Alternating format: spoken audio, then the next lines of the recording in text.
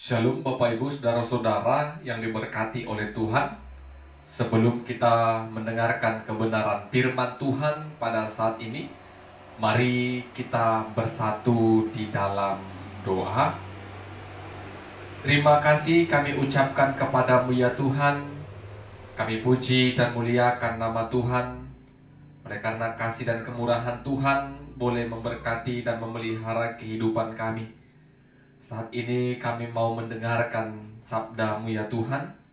Berkati hati dan pikiran kami, sehingga kebenaran firman Tuhan boleh kami mengerti, bahkan kami imani dan kami lakukan dalam kehidupan kami.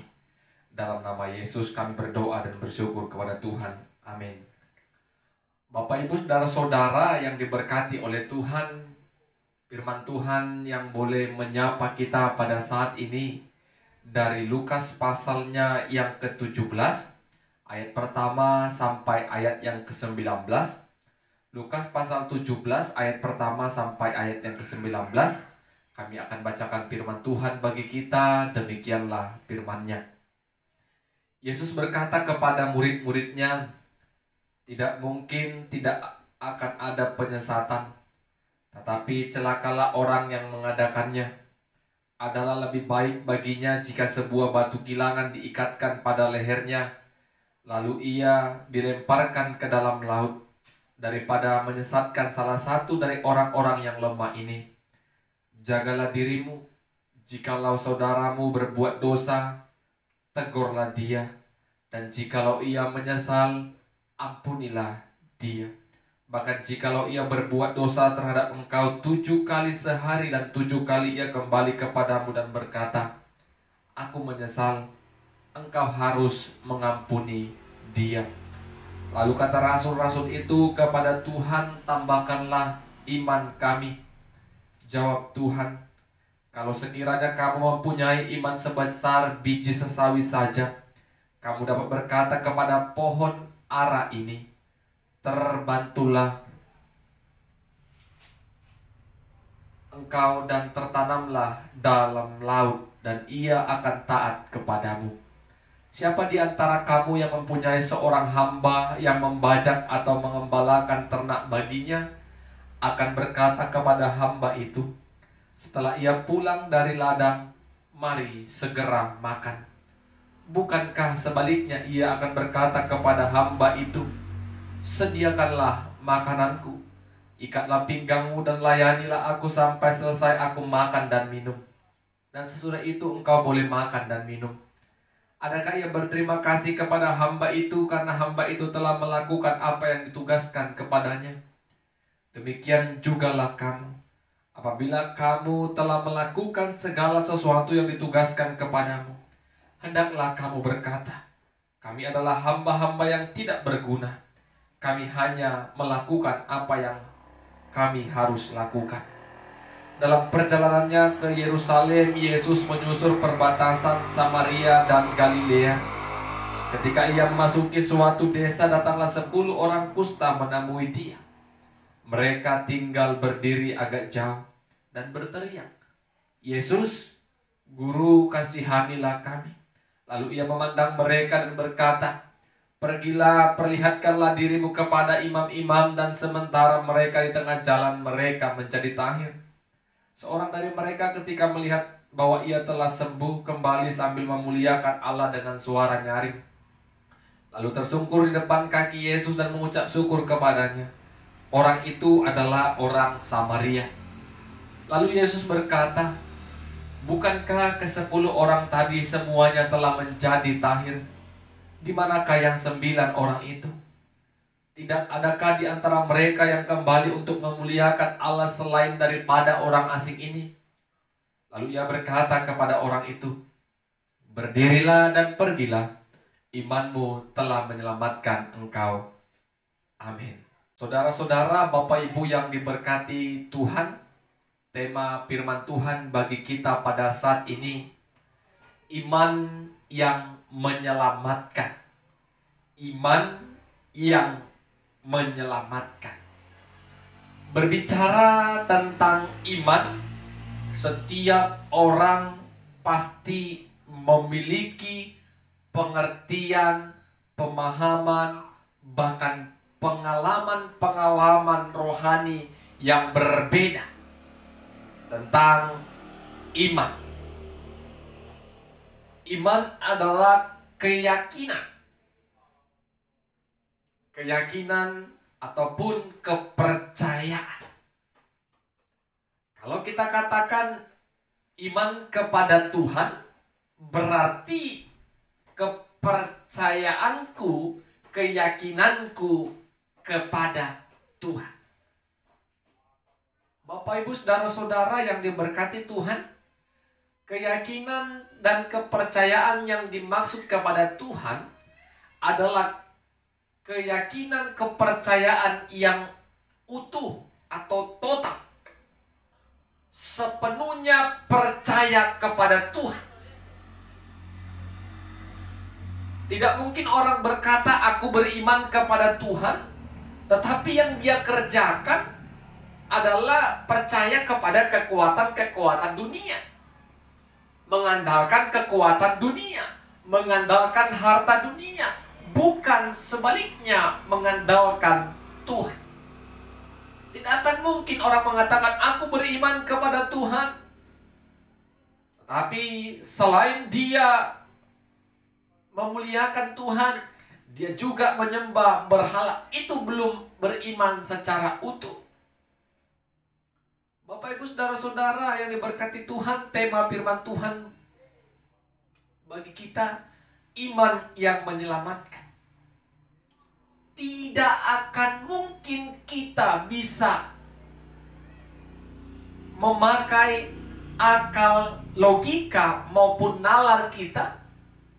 Bagaimana Yesus yang tidak kita kenal secara kasat mata dapat menyelamatkan dosa umat manusia.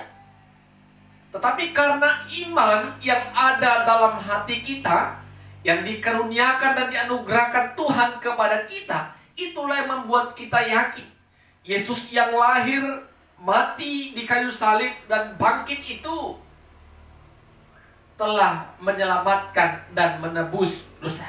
Semua karena kasih Tuhan. Jadi Bapak, Ibu, saudara-saudara, kita tidak bisa mengutamakan logika, nalar kita untuk beriman kepada Tuhan. Kita harus percaya dan serahkan hati dan pikiran kita. Tuhanlah yang membuat kita mengerti akan keselamatan yang diberikan Tuhan kepada kita.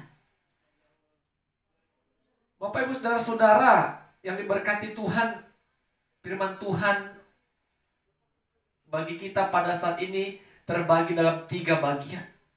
Yang pertama, Yesus menasihatkan murid-murid agar mereka mengampuni orang, mengampuni sesama ketika mereka melakukan kesalahan, dan orang yang melakukan kesalahan itu minta ampun, maka kita juga harus mengampuninya. Ketika ada penyesalan, kita harus mengampuninya. Sekalipun 7 kali dalam 1 hari dia melakukan kesalahan dan dia menyesal, kita harus mengampuninya. Murid-murid juga mengatakan pada bagian pertama ini, Tuhan tambahkanlah iman kepada kami. Benar, mengampuni orang itu butuh iman. Tetapi apa kata Yesus? Ketika imanmu sebesar sebiji sesawi saja, engkau akan dapat mengatakan kepada pohon ara ini, terbantulah dan tertanamlah di laut, maka dia akan taat kepadamu. Bapak, Ibu, saudara-saudara, berbicara tentang iman bukan persoalan besar, imanku besar. Iman itu tidak diukur dari ketika kita melakukan segala sesuatu yang mungkin menurut kita baik. Tetapi iman itu, ketika iman itu kecil, maka maknanya sangat luar biasa. Kecil dan berkualitas. Maka segala sesuatu yang kita inginkan, yang kita butuhkan, yang kita gumulkan, maka akan diberikan. Bapak Ibu saudara-saudara yang diberkati Tuhan, sering kita mengatakan aku beriman, tetapi kualitas iman kita belum teruji. Apakah kualitas iman kita sungguh-sungguh tertuju kepada Tuhan yang berkuasa dalam kehidupan kita? Jadi Yesus katakan kepada murid-murid, sebesar sebiji sesawi saja imanmu, engkau dapat mengatakan kepada pohon ara itu, terbantulah dan tertanamlah di dasar laut, dan dia akan taat kepada. Bapak Ibu saudara-saudara, itu iman yang dapat mengubahkan, yang dapat memerintahkan, yang dapat mentaati apa yang kita katakan ketika iman itu ada dalam hidup kita. Iman yang berkualitas. Yang berikutnya Bapak Ibu saudara-saudara, Yesus mengajarkan murid-murid untuk menjadi hamba yang rendah hati. Hamba yang melakukan segala tugas dan tanggung jawabnya karena memang itu sudah menjadi bagiannya. Sehingga tidak ada lagi sungut-sungut dalam melakukan pekerjaan dan tugas tanggung jawab yang diberikan kepadanya. Bahkan ketika tuannya tidak mengucap syukur kepada dia, dia tidak pernah mengeluh. Di sana terlihat seorang hamba yang rendah hati. Murid-murid diajarkan untuk menjadi murid yang rendah hati, hamba yang rendah hati, hamba yang melakukan segala sesuatu yang memang harus mereka lakukan dan kerjakan. Walaupun mereka tidak mendapatkan balasan dengan ucapan syukur dari banyak orang. Kerendahan hati diajarkan oleh Yesus kepada murid-muridnya. Bagian pertama tadi iman. Yang kedua kerendahan hati. Dan bagian yang terakhir, ketika Yesus menyembuhkan 10 orang sakit kusta. 10 orang sakit kusta ini teriak kepada Yesus, Yesus Guru, sembuhkan kami, tahirkan kami. Pergilah, perlihatkanlah dirimu kepada iman. Di tengah jalan Bapak Ibu saudara, ke-10 orang kusta tadi semua sembuh. Tetapi ketika mereka sembuh, hanya 1 orang yang datang kembali kepada Yesus untuk mengucap syukur. Tersyukur dan memuliakan Tuhan dengan suara yang keras. Dia bersyukur. 1 orang itu adalah orang Samaria. Bapak Ibu saudara-saudara yang diberkati Tuhan, apa kata Yesus? Bukankah semua yang ke-10 itu tahir? Mengapa hanya orang asing ini saja yang kembali kepadaku? Mana yang 9 lagi? Bapak Ibu saudara-saudara yang diberkati oleh Tuhan, Yesus memberikan apresiasi kepada orang Samaria itu. Pergilah, imanmu telah menyelamatkan. Orang Samaria tadi merasakan kesembuhan yang dia terima itu bukan karena kekuatannya, bukan karena kebetulan, tetapi ada kuasa Tuhan yang dia rasakan sehingga dia kembali kepada Yesus mengucap syukur. Di sana terlihat iman dari orang Samaria sehingga Yesus katakan, pergilah, imanmu telah menyelamatkanmu.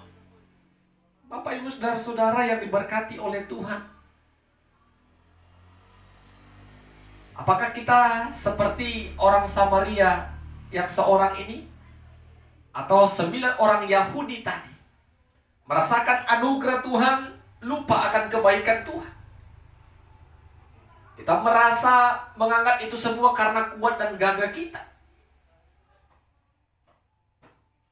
Kita harus bisa seperti orang Samaria tadi, Kesembuhan, mujizat, anugerah yang dia rasakan itu semua berasal daripada Tuhan. Sehingga dia datang bersyukur kepada Tuhan. Yesus katakan, pergilah, imanmu menyelamatkanmu. Bukan hanya kesembuhan yang didapatkannya, tetapi imannya juga yang menyelamatkan dia. Ini poin yang penting Bapak Ibu Saudara-saudara. Imannya kepada Tuhan, imannya kepada Yesus yang menyelamatkan dia. Dia bukan hanya tahir dari kustanya, tetapi memperoleh keselamatan yang daripada Tuhan. Bapak Ibu Saudara-saudara yang diberkati Tuhan, bagaimana dengan kehidupan kita? Apakah kita dapat mengampuni orang karena kita punya iman yang kecil? Kalau kita tidak dapat mengampuni orang, berarti iman itu belum ada dalam kehidupan kita. Yang berikutnya, kalau kita tidak hidup menjadi hamba yang rendah hati, maka sesungguhnya iman itu tidak ada. Seorang hamba memang melakukan apa yang harus dia lakukan tanpa ada paksa, tetapi keluar dari hatinya, mengerjakan semuanya dengan hati nuraninya. Walaupun orang tidak menganggap dia, walaupun orang tidak datang berterima kasih kepadanya, tetapi karena hati seorang hamba yang memiliki kerendahan hati, dia harus kerjakan itu. Dan yang ketiga, ketika iman kita ada, maka kita percaya kehidupan kita ini semua karena anugerah Tuhan. Sehingga tidak ada alasan bagi kita untuk tidak datang bersyukur kepadanya, memuliakan dia, dan menyembah Tuhan. Bapak Ibu Saudara-saudara, dengan demikian sempurnalah. Kita percaya Yesus yang mati di kayu salib itu menyelamatkan dosaku, menyelamatkan semua dosa umat manusia. Ketika kita percaya di dalam Yesus ada keselamatan, ketika kita percaya apa yang kita perbuat, apa yang kita lakukan, menolong sesama, melakukan kebaik, mengampuni sesama, itu semua terlebih karena Tuhan menyelamatkan kita. Jadi Bapak Ibu Saudara-saudara, mari biarlah Tuhan yang memberkati hidup kita, bahkan tetap memelihara iman percaya kita. Mari, agar iman kita tetap di dalam Tuhan, tetaplah bergumul dalam persekutuan, dalam doa dan renungan firman Tuhan, dalam persekutuan dan puji-pujian, sehingga iman kita tetap bertahan. Dan iman itulah yang menyelamatkan kita. Amin. Kita berdoa. Kami bersyukur firman-Mu telah memberkati kami ya Tuhan. Kami diingatkan, diajarkan pada hari ini, ketika kami punya iman kepada Tuhan sebagai juru selamat kami, maka kami memperoleh keselamatan yang daripada Tuhan. Terima kasih Tuhan, ajari kami untuk bisa mengampuni, ajari kami untuk bisa merendahkan hati kami, ajari kami juga untuk bisa mensyukuri setiap berkat Tuhan dan datang kepada Tuhan bersyukur memuliakan Tuhan. Roh Kudus-Mu yang mampukan kami, dalam nama Yesus kami berdoa dan bersyukur. Amin. Shalom. Tuhan Yesus memberkati kita semua.